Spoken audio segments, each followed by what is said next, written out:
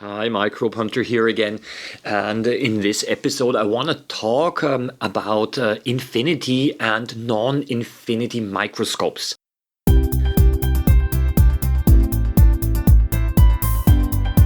Hello and welcome to the Microbehunter Microscopy Podcast. My name is Oliver Kim.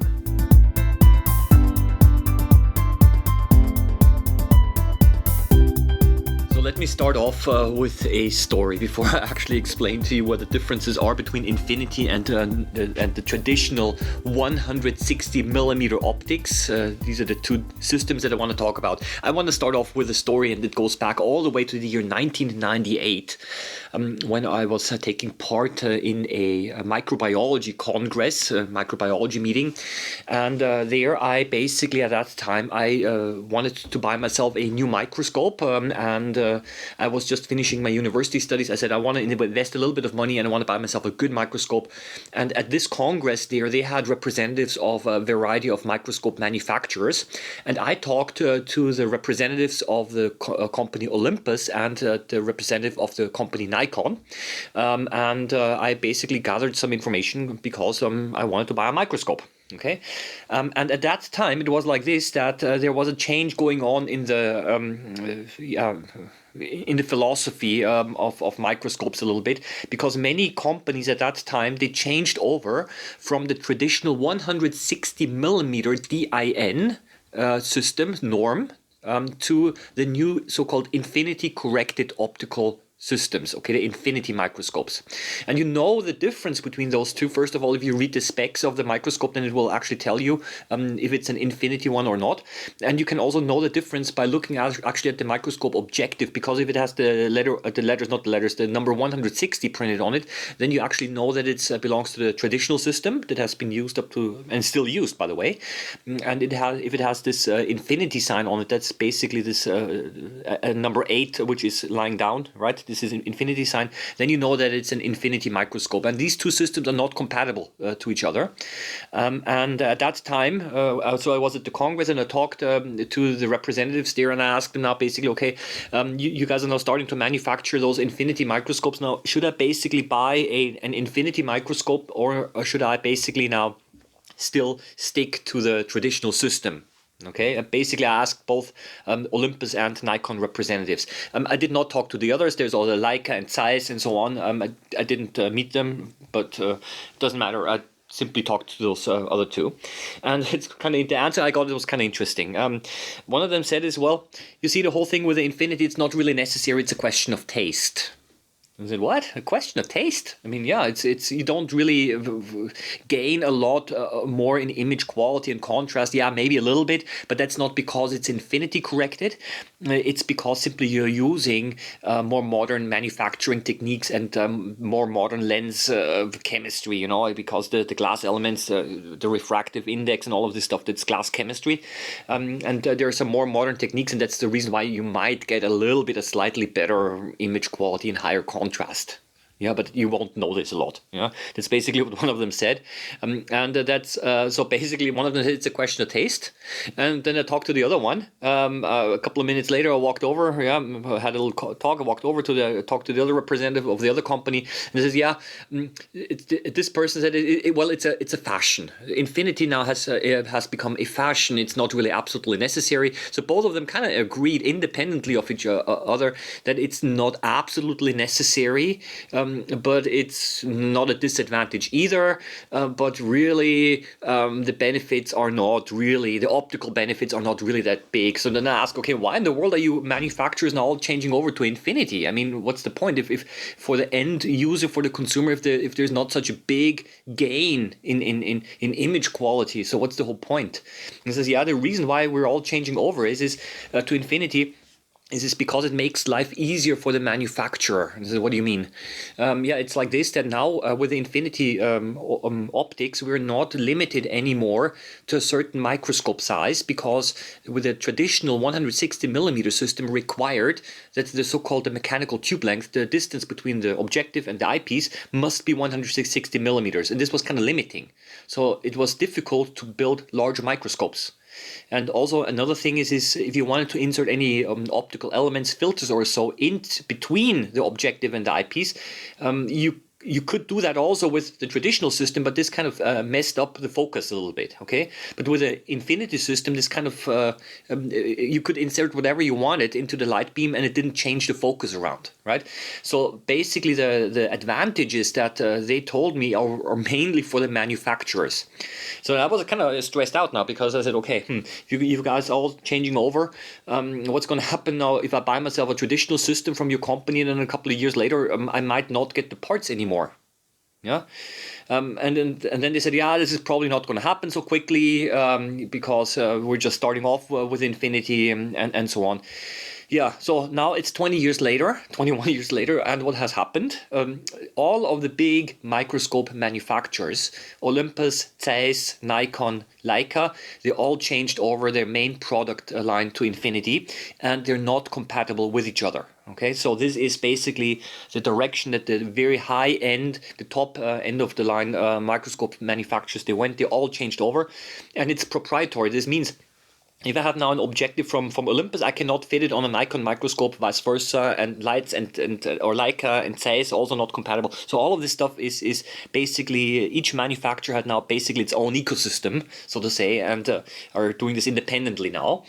The disadvantage for the end consumer here is that those microscopes are really expensive and you're kind of buying yourself into a system. I mean, if you have already your whole lab equipped with the microscope of one type of manufacturer and you have one service company in charge of that, then that works fine. But it might be more difficult now to also introduce other microscopes of other brands because they have a different system. Yeah.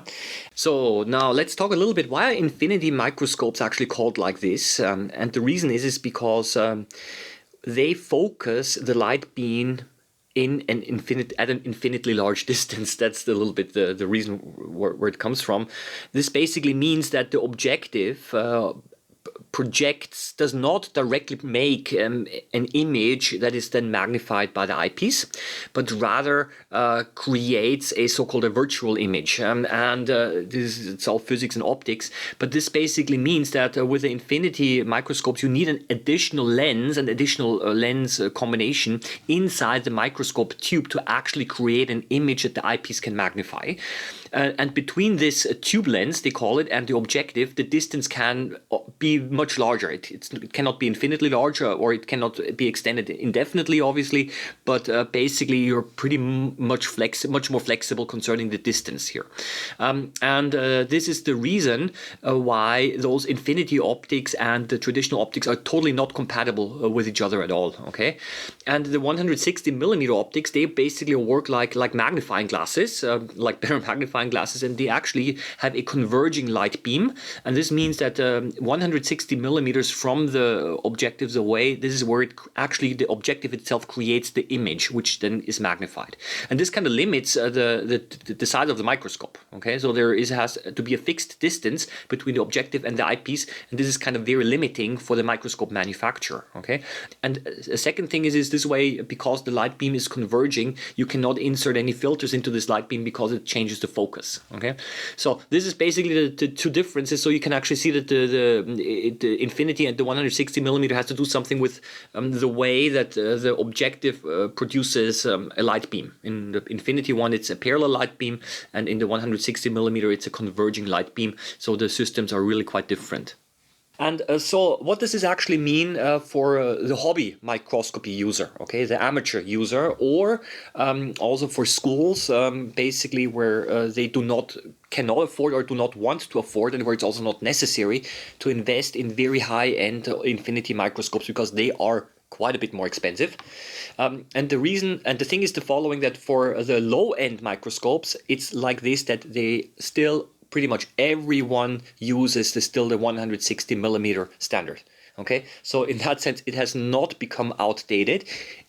It is actually, I would say, probably even more common because the vast majority of microscopes that are currently being sold to schools, to educational institutions, to amateurs, hobby microscopy users, whatever, the vast majority of low-end, low to medium range microscopes still use the 160 millimeter system, and this has really the big advantage that there are really plenty of objectives available. And if you want a new objective, you go to eBay or whatever and you buy yourself a used one, and you know that it's going to fit. Okay, so this is kind of physically it's going to fit. You can simply exchange it. You take out the old objective and you put in a new one, right? So this is kind of the really the nice thing about the fact that something a little bit unexpected that happened in the last 20 years or so is that in the last 20 years there are now many more microscope manufacturers or importers, maybe I should rather say that with a variety of companies that are offering now low to medium range microscopes is now much larger than it used to be 20 years ago. At least that's the impression that I get.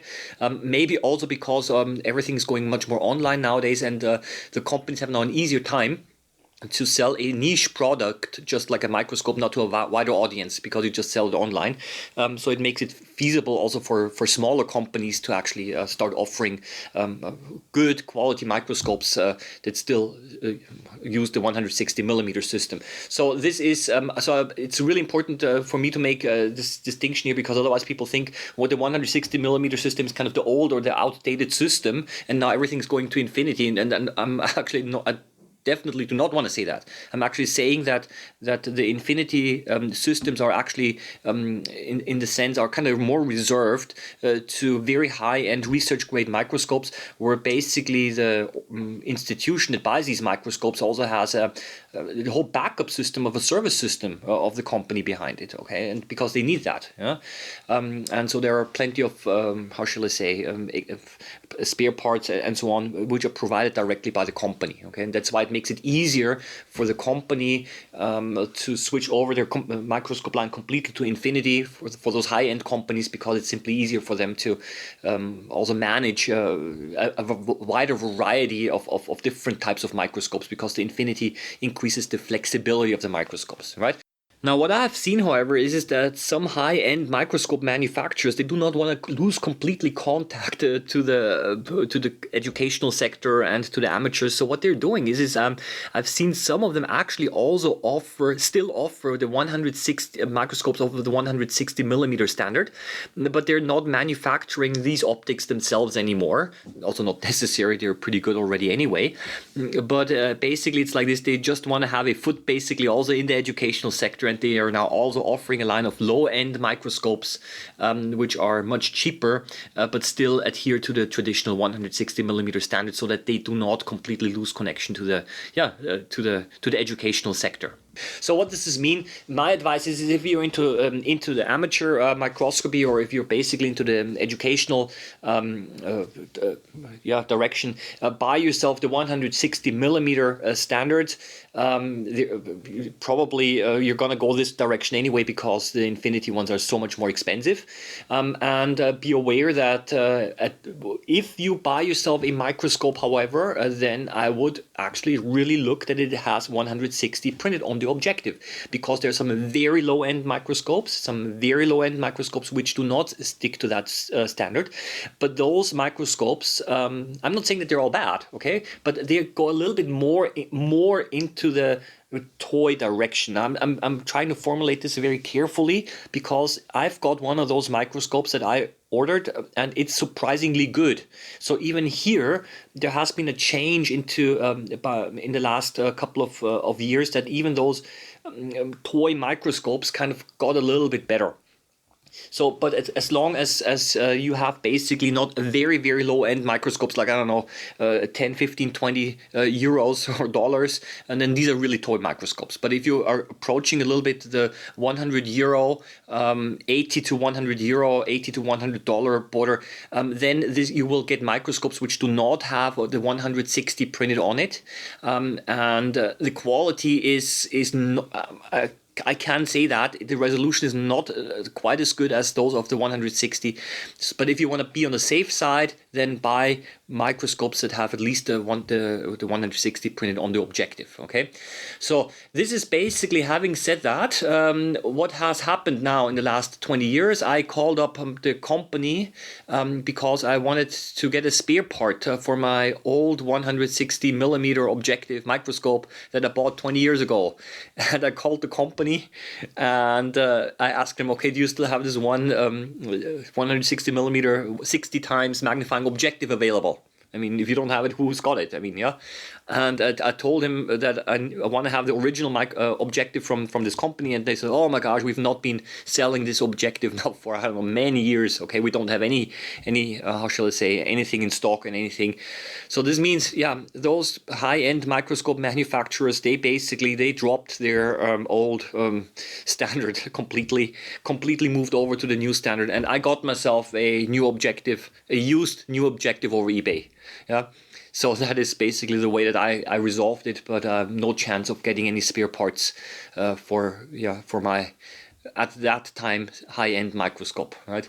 Okay, so this kind of should summarize this a little bit for you, for the general amateur or hobby microscopy user or educational school microscopy user. You're probably not going to go the infinity direction simply because of the extremely high cost. Also not necessary, but it's actually a nice to have. Those microscopes really open up a lot of flexibility. I wish you a nice day. Happy microbe hunting as always, and bye bye.